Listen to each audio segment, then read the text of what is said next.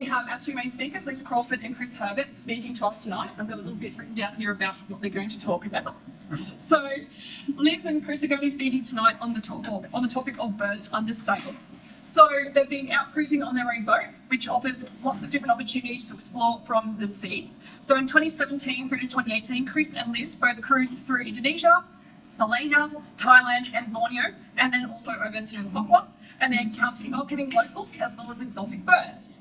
So tonight their talk is going to cover just part of the 8 years that they spent living in their boat or in their catamaran, which is called the Indigo II. So I'm going to hand over to both Liz and Chris now. He's the best. Chris turned 70 in 2014. He thought I need another boat. We'd already had two in the past. 70 seems like a good time to start cruising again, so off we went. This is Indigo II. Beautiful 41-foot catamaran. It was the biggest and best boat we ever had. When you put the spinnaker up in the right conditions, it goes like, it goes well. Until you have to pull the spinnaker down. Then that can be a bit of fun with just two on board. But they have a thing called a sock, which is up the top there, and you can drag that down and everything's hunky-dory. Inside, it was quite luxurious. It was made in France, so it's got special French upholstery. But the best thing about it was the 180-degree view out in front. And we could sit in there in inclement weather and steer the boat, believe it or not, from the comfort of the saloon. We had opening windows here and a little hatch up here for fresh airflow. It was luxurious, really. It even had a shower inside. We started off way back down in Lake Macquarie in 2016. Moved our way up to the town of 1770 where we stayed for a little bit, enjoyed that. And then we decided to join the wonderful Sail to Indonesia rally. And I'm wearing the t-shirt of Herbert, which you can see in the dark, I'm sure. Anyway, by June, thank you, Roland. By June 2017, we were poised for Indonesia up on Thursday Island. And about 30 other boats had the same idea. Because when you check into Indonesia, you need to go through customs, immigration, the whole works. And it can be quite difficult on a boat. So we joined the rally and took 4.5 days and nights, non-stop, Anthony, to arrive at the first place in Indonesia. The weather was a bit ordinary at times on that trip, but we moved along really well. We didn't have to start the engines at all for that 4.5 days and nights. So having arrived in Indonesia, we then followed the recommended rally route, which was designed by the Department of Tourism in Indonesia, and they took us to the Spice Islands at Banda, round the bottom of Sulawesi, down to Flores, Ceylon, to Lombok, up to the Kumai River and into Kalimantan, which is Indonesian Borneo. Then we continued through small islands to Malaysia. The whole point about this was to keep us away from the big urban areas, to show people in small fishing villages that English was a good language to learn. And so after Singapore, we cruised up the side of Malaysia to Herbert, where we spent the Christmas of 2017. So from there to there, 6 months basically. After Christmas, we had a bit further north to Thailand, right up to the Burmese border, came back down again, joined another rally coming down this side, chanced it with the big ships going through the busiest seawaying around Singapore, and then up the eastern side of Malaysia, back into Indonesia and these islands here, and then across to Malaysian Sarawak, Brunei, Malaysian Sabah, the best place in the world, the Kinabatangan River up here, and then back into Indonesia at Tawau, and across through Indonesia into the most magical place called Raja Ampat, on the end of New Guinea. Now that's a whole year. From Christmas here to Christmas here. So when you get inside the archipelago of Indonesia, which has got about 1,500 islands, by the way, the weather's quite protected sometimes, and the waves are much diminished. You don't get the big ocean waves that thunder on our coast, and you don't get the waves that thunder through the Torres Strait. So it's quite benign. But you do get storm cells and sudden showers, and winds can suddenly go from 15 to 35 knots. So you're always looking around, waiting for that unexpected drenching and strong weather. But the rewards are amazing. If you're up at dawn or looking to the west at sunset, it's fabulous. You might be able to see these clouds here. There always seem to be clouds rising out of the east. We always used to think of that line from the road to Mandalay. The sun comes up like thunder out of China across the bay. And there are other hazards in Indonesia. This is a fish attracting device. It's just a floating platform with a bit of shelter for a fisherman.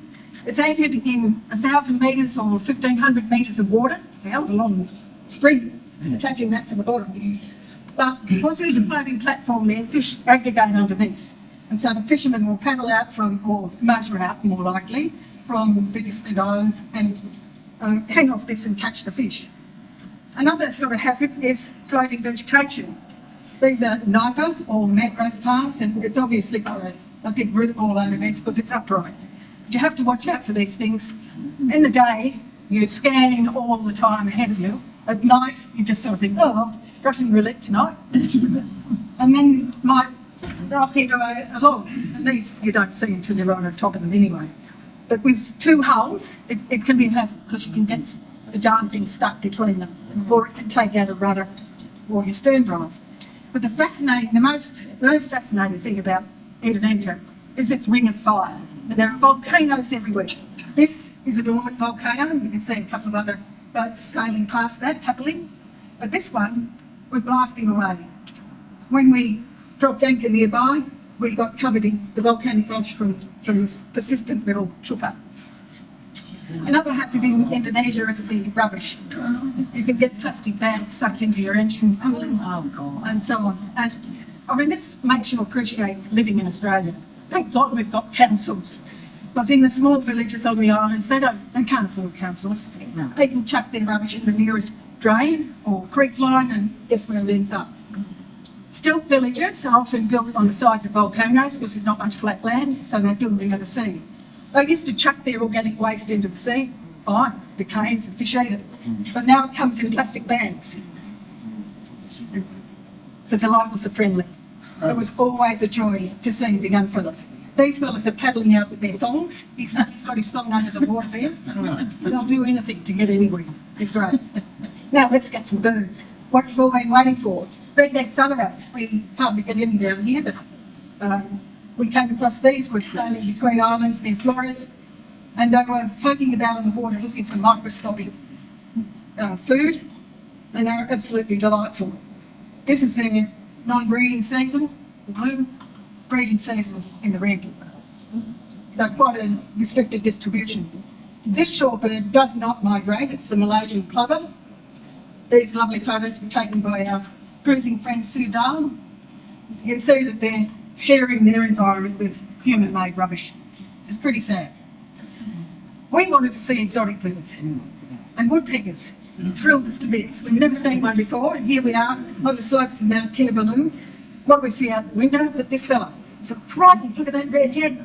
Isn't that fantastic? And it's obviously been on this tree many times before. So we're over here in Borneo looking at that bird.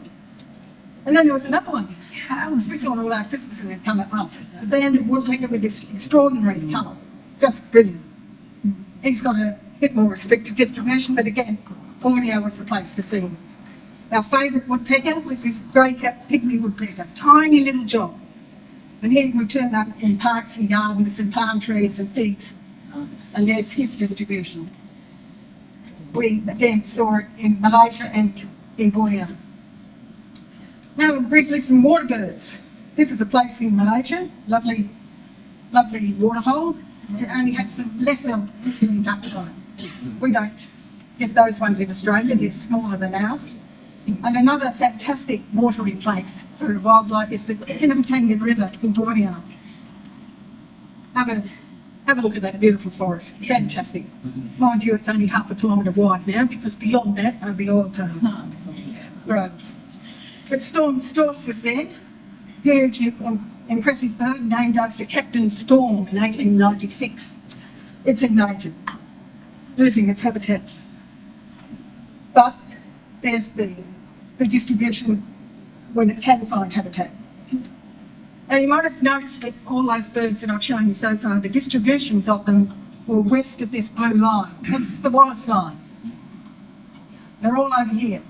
Now, I'm a geologist and I love going back in time. Up to about 2.5 million years ago. Since then, we've had glacial and interglacial periods, sea level falls during a glacial, rises during an interglacial. When sea level falls, all these land masses are connected on the Sunda Shelf.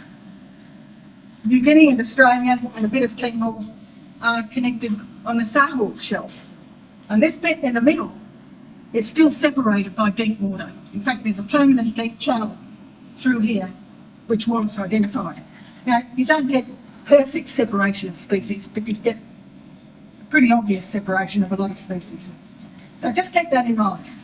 Now, back to the Kinabatangan River in Borneo. We've got another stork, huge white bill here. Sorry about the dodgy photos, but you can't always be prepared. You've got to shoot when you can. It's got a distribution through Southeast Asia and also into India. And now we've got this fantastic purple heron. You've probably seen the greater billed heron up in the northern part of Australia. This bloke's a bit shorter than him, but just gorgeous. And they stand out like anything when they're on top of a tree. Fabulous things to see. Quite a widespread bird. Here's a variation on our masked blackwing, the red-wattled blackwing from Malaysia. Quite a startling looking bird, and he looks startled to see us. But a long distribution right over to the Middle East. This is a beaut bird, come to Australia. It's a lovely white-breasted water hen, but we're unlikely to get it except as a vagrant. Stops around about Timor.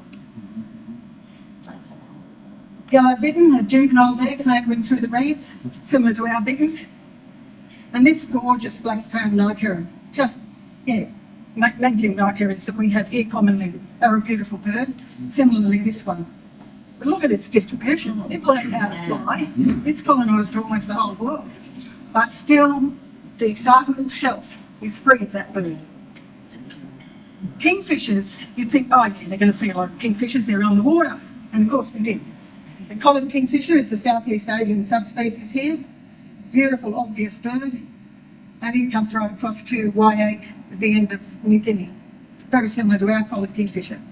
These two were either having a standoff or having a sexual display, but they did it for 30 minutes without moving while we scoffed laughter. Extraordinary. Now this one is a variation of the theme. Look at that beautiful white head. And it stood out like anything whenever it was around. The beach kingfisher. And it's a coastal bird, as you can see on its distribution map, courtesy of BirdLife International. Now this little guy, the common kingfisher, Chris and I first saw this one on Christmas Island, in Australian territory, if you like. We didn't think we were going to see it again. And look at its distribution, right? It's widespread. We'll just go back to him for a minute. It's got these nice rufous ear patches here. And now we've got a blue ear patched little kingfisher. So it's called the blue ear kingfisher. These are tiny jobs. They're very small. Lovely little birds. Blue ear kingfisher distribution, much more restricted than the common. This perhaps is one of my favourite birds. It kind of makes you think of a kookaburra, big bill, quietly sitting in a tree waiting for something scrumptious to wriggle in the undergrass.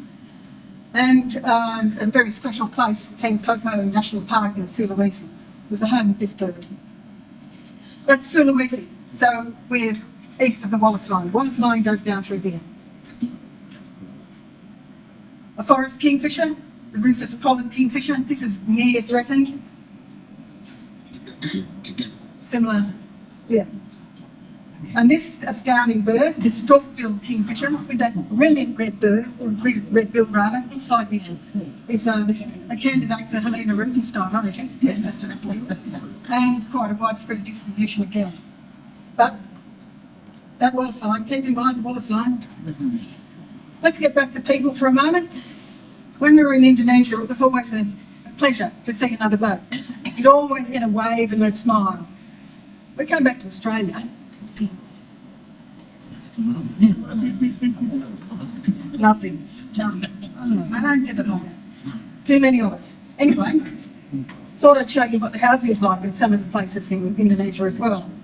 No council there to put a little red line around the dodgy pavement to make your own way across these plants. Back to the birds, we've got raptors. Tango National Park in Sulawesi, nice little look-alike for a boobook. And fantastic oriental honey buzzard. Always easy to recognise this bird from its underwing pattern. That's its distribution. Interesting, isn't it? It breeds up here. Japan and Northern Korea and China. Now this bloke you'll recognise, but perhaps you won't recognise the size. It's kind of like the local emblem for Langkawi, which is an island just off the coast of Malaysia. And they like to use ochre there, which is the word kawi, means ochre, which is similar to the colour of the bird. So it's their sort of state emblem, if you like. And here you can see that we share this bird with quite a wide area of Southeast Asia. Back to Wallace. Wallace's hawk eagle. It's marked by this nifty little pennant at the top of his head, little cone crest. Makes him recognisable even when he's trying to hide on his nest. And then a completely different feel with the lesser fish eagle, quietly sitting, surveying the surface of the water, waiting for something to break into vision. Now this bloke, the crested serpent eagle, I reckon he's like a rapper of the bird world, an haircut. And then he's got the tattoos underneath that make him immediately recognisable. And when he's screaming through the air, you really know that you've got a raptor that is glad to be alive. I'm sorry I don't have the sound. But this little fella is a complete contrast. He's only about 15 centimetres long, lives in Thailand in this instance, and beautiful little falconer. Absolutely delightful. He'd make a mess of our cicadas, I reckon. Let's look at some bushbirds, and just a reminder that a lot of the forest over there is tropical, just subtropical. It's rich, it's luxuriant, it's marvellous. This Javan myna is much more refined than the Indian myna. He doesn't spread himself around the world, he just sticks with Java and Bali. And then we've got a variation in our rainbow beaters, these beautiful blue-throated jobs. And that's their distribution. What a starling. The Asian glossy starling with those fantastic bulging red eyes. You can see why when you see what they've got to put up with in that sort of communal nesting area. It's extraordinary. And then this is the green-billed malkoa that we saw in Thailand, and it just seemed to fit in Thailand, where the girls always wear false eyelashes and lovely eye makeup and things like that. Just looked so appropriate. But it's got quite a distribution. And a lesser kuka. We almost felt like we were at home. But then, you know, this great rapid-tailed drongo came into view in Reback in Malaysia. There's the tail. How's that for? Here I am, come and see what I can do. Isn't that extraordinary? And then in Thailand, you would have seen this if you've been to Southeast Asia, you think, how the hell does that work? But it does, because the coppersmith barber loves it for roosting on.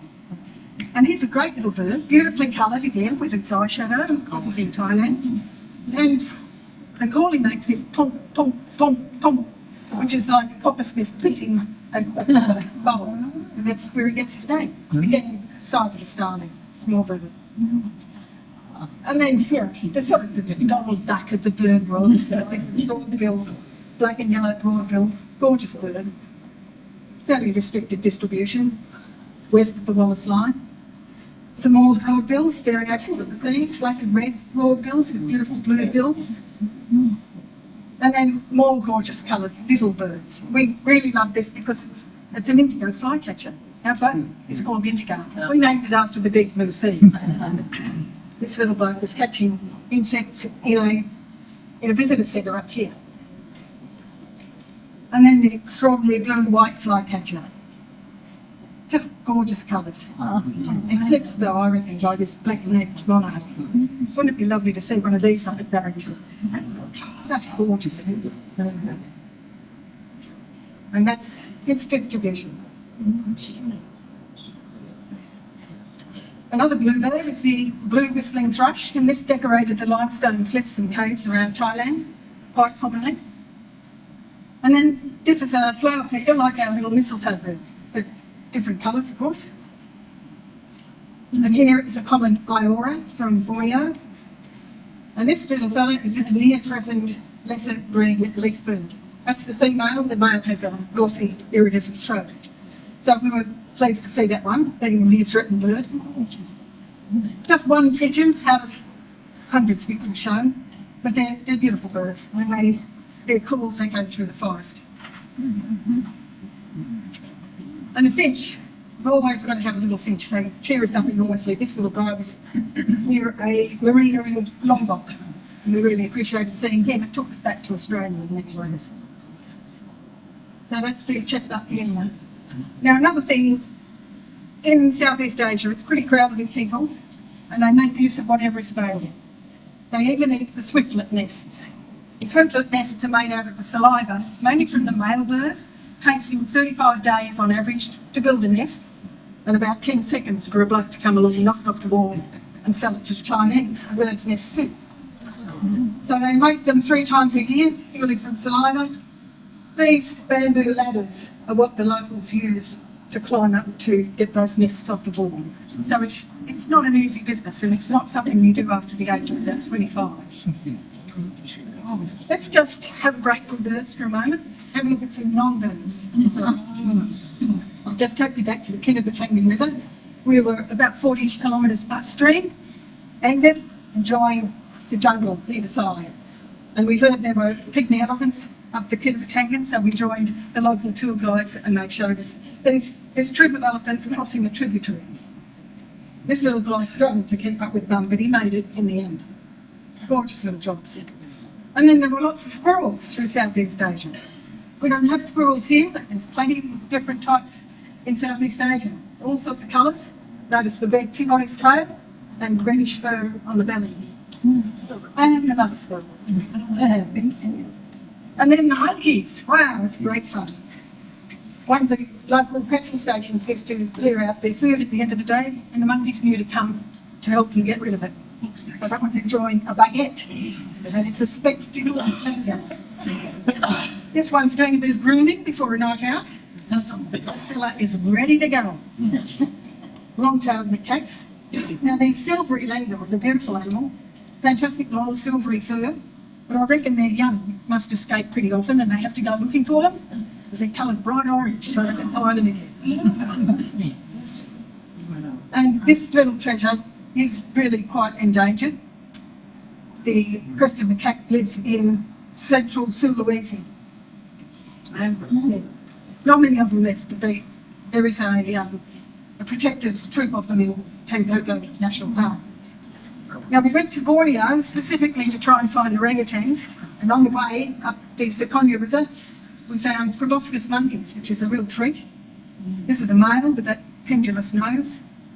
And we came up to the feeding stations where they put loads of bananas onto trestle tables out in the jungle and then howl like an orangutan to let them know that the food's there and it's time to feed.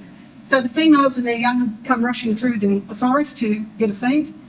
The adolescents, as soon as they can, take off into the bush because when the alpha male comes, they don't want to hang around. We never saw any bad interactions, but you could sort of sense the power of these guys. They kind of have attitude. Yeah. Cool. Now, another interesting animal is this little Kalugo. Common name is a flying lemur. It's not a lemur.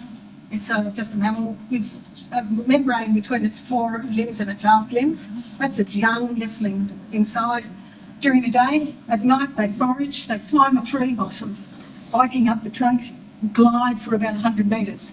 They lose about 10 metres during that glide, and they can land on another trunk. So that's how they get around. But this is childhood fantasy, this little guy. He's about 10 to 15 centimetres long, tarsier. He's the only carnivorous primate. Beautiful little job.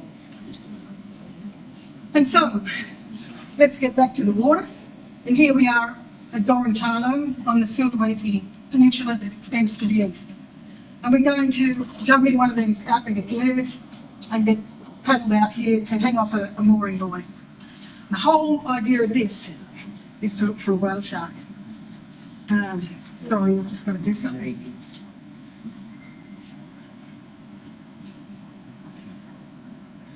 The owner of the boat hangs on the side of the canoe, and this attracts the whale shark to come up from the depths. We're moored on a very steeply sloping seabed because it's on the side of a volcano, and so these fantastic animals are just offshore there, waiting to hear that sound. They've been fed before and they're coming in for food. This is how you can see. Oh, look at that, mate, I'll sleep. Anyway, that's what we saw. There's one. So we could jump in. As soon as these beasts arrived from the deep, we jumped in and started swimming with them.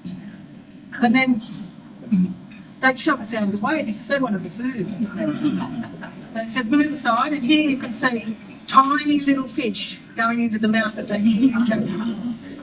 So the fisherman in the canoe just had half a cup, really, of little fish that he was feeding to that whale shark. Imagine coming up from the depths just for half a cup of fish. Okay. So moving right along to Lombok and Komodo dragon, which is really like they went on steroids. But they never clean their teeth. And so they have a poisonous larva in their bite, and that's how they get their prey. They wait in ambush for a little tiny deer that are about the 8 come to the dams on Komodo Island. They inflict a nasty bite and then stand back and wait for the animal to die. Fortunately, we didn't have to do that. They kept them well fed at the ranger station, and the guy said, you know, you'll be fine if you just crouch down behind him and I'll take your photo. The ultimate selfie, right? So, now we're going east of the Wallace Line, and we're getting marsupials. Not all the mammals, the monkeys and all the rest of it. This is a couscous, a grey couscous, and here's a lovely spotted couscous. And we get these in Cape York. Back to the birds. We never can stay away from birds very long. And megapodes are treasured in Sulawesi. And this is the king and queen and the king's mother of the Regency of Buol in Sulawesi. They invited us to dinner, and we dressed appropriately in Indonesian gear, sat inside to a grand feast, and quite a place were boiled megapode eggs. So, flying birds, sunbirds. This little guy you'll be familiar with if you've been to Queensland. This is in Herbert in Malaysia on a friend's boat that was up on the harbour. And they were quite happy to have this sunbird nesting on their rigging. This is a different variety, the brown-throated sunbird. There's lots of sunbirds in Southeast Asia. There's the brown throat again, beautiful iridescent purple and blue. And there's the female, incognito. The copper-throated sunbird. I hope you can see the copper throat there and the iridescence of those feathers on the chest. There's another shot showing multiple iridescence. Black-throated sunbird, nest here, shambles of a nest. And then the ruby-cheeked sunbird, another gorgeous little thing, heaps of iridescence. The female taking food to her nest, again, a shambolic looking thing. Crimson sunbird, we were happy snapping a lot of this stuff. It's just the way it was. But look at those gorgeous flowers, exotic flowers, crimson sunbird doing its thing, saying, oh yeah, you're still there, still watching it. Now, birds of paradise. This is why you've all come, right? Birds of paradise do their display thing first thing in the morning. So you either get up in the middle of the night and get to the display site, or you can walk up the previous day. We decided we'd walk up the previous day to this particular site to see Wallace's standard wing. We hired a guy called Inu, who had a sidekick called Indigo. And we were told that he would put us up at his house in the jungle. When we arrived, this sort of package over here is the collapsed remains of his one-time house. And Igu had backpacked up a couple of tarpaulins for the bird watchers for the night. So Anu and Igu slept on a little sort of platform in there, and we sandwiched ourselves between two tarpaulins and enjoyed the rain at 5 o'clock. It always rains at 5 o'clock. And it was a little bit soggy between those tarpaulins. But we were up there in the vicinity, and we could hear pigeons and it was going to be great in the morning. Well, we went out in the morning and we stared at the tops of the trees, and finally he can, in sign language, see, it's up there. So Chris pointed his gun, hopefully, but it was about 30 metres up, dense foliage. This is what we saw. Wallace's standard wing. You can see the pennants, the white pennants coming from his shoulders. You can see his fancy collar, and you can sort of see a couple of feet clinging on for dear life. It doesn't get much better. That's our second one. Wow. So that's the story of Wallace's standard wing. After that, we were a little bit wary of guides. Anyway, we continued further east to Rata and Pat. Magnificent area of karst topography or limestone pinnacles, undercut by the present sea level, and it's just a magic place to go to. You have to clamber up over this filigree limestone. It's nasty if you fall over, but it's just a magic view. Our boat was anchored over behind this particular peninsula, and we digged around to a beach where you could climb up. Most of the places you can't climb, it's just hidden. But this is Alfred Russel Wallace collecting territory. It was just magic to be following in his footsteps. And here we are charging up the Kabuya Channel with the tide, fortunately. You can see the whirlpools and stuff. It was pretty exciting and pretty fast. But we knew it was deep water all the way through, and there would be a nice evening tour. Now, like I said, if you want to see a bird of paradise, you either go up the previous day, or you get up very early in the morning, about 3 a.m, and take off. And this is the sky that was above us when we got in a longboat and set off for Waijia, because we were going to see Wilson's bird of paradise. It was still very dark when we got ashore, and it was a hell of a lot darker than this when we were walking up the mountain. And we got to the bird hide at first light. And this is taken with a flash, but this is our guide who knew absolutely no English. All our questions were answered with a bright white smile. Our cruiser Sue, and this is the bird hide with a few little rough bits cut in it. So the Wilson's bird of paradise displays on the ground. So we weren't going to bust our necks this time. In the dim light, Chris managed to capture this. He's 16 centimetres, he's about starling size, tiny little dog. Wow. Fabulous, wiry tail feathers. And he spends the whole time cleaning that display area of any fallen leaves, trying to attract females. I'm the best housekeeper around, won't you pair up with me? So she came along to check out his housekeeping, and just thought, not bad, maybe tomorrow. And off she went. So we had another bird of paradise we wanted to see, the red bird of paradise. Same sort of area, we're still anchored off Freeman Island. We got another longboat right up this lovely inlet, and we walked past a reconstruction of Wallace's hut. So this is where he actually slept, probably writhing with malaria, thinking about evolution. And that was a reconstruction done by the guide that was the great-grandson of Wallace's guide. In the 1850s, yeah. So this is the red bird of paradise that we were after, and the wonderful thing about this bird is that it displays on bare branches at the tops of trees, so it's not like the standard wing, and it carries on demonstrating and displaying for a couple of hours after dawn. So that's probably the shock that dragged you all here. It's taken a while for me to get to it, but that's the red bird of paradise. Gorgeous male, and it was extraordinary tail feathers and display. Good. Yeah. Because anyone wonder. So it's not over yet. There's just one more group of birds to talk about. That's the hornbills. These are bushy crested hornbills in Papua National Park on the eastern side of Borneo. The remarkable thing about these is their casques on their bills are not terribly big. Just to emphasise that, there's a terrible photo of a bushy crested hornbill. You can see this hornbill's not all that huge. This one, the black hornbill, you can see this fabulous casque developed on the top of the bill. And then the oriental pied hornbills are common as mud in most of Southeast Asia. They're very friendly. Cute as. Yeah. And that's a male and a female. The size difference. And they're about that big. A bit less high. Chris, no, when they've got their wings stretched out. Anyhow, I love these shots. Here he is neatly picking off some palm seeds, shady, sorry, and then tossing it back. It's how we eat Panadol. At some restaurants, they actually put food out for these birds because they know they're a tourist attraction. And the birds are terrific. They're unlike our silver gulls. They don't nick your chips or your rice. They stick with the fruit.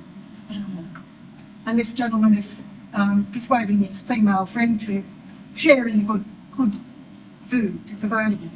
They've got likely distribution, and you can see there's the boll's nose. Yeah. Okay, now, pick the hornbill. Yeah, there he is. Isn't that extraordinary? We're on the other side of a lagoon, and you can still see the blinder. Huge. And this is the rhinoceros hornbill. It's flying, what a sight. And you can hear the wind sound. So it's quite amazing. This Blythe's hornbill is another one that really cracks the air with its wings. It's fabulous to hear flying through. And there's the female that got this ridged cast on her bill. And these ones are east of the Wallis Island. And final hornbill is this Northern hornbill. Fabulous thing with this huge red cast on his bill. Must go. And he's actually on a nest tree. So you can see the mud here. He's actually sealed the female in. And he brings the food for the female and any nestlings that might be in there. There's too many monitors and other predators around to just have an ordinary nest sitting out on a branch. Distribution of the knobbed hornbill, again, east of the Wallis Island, unrestricted to Sulawesi. We got locked down in New Zealand in 2020. As we made our way down to New Zealand, Chris had time to finally get out the pencils and start drawing. And we were very attached to hornbills, so we decided to draw a knobbed hornbill. Thank you for listening to us.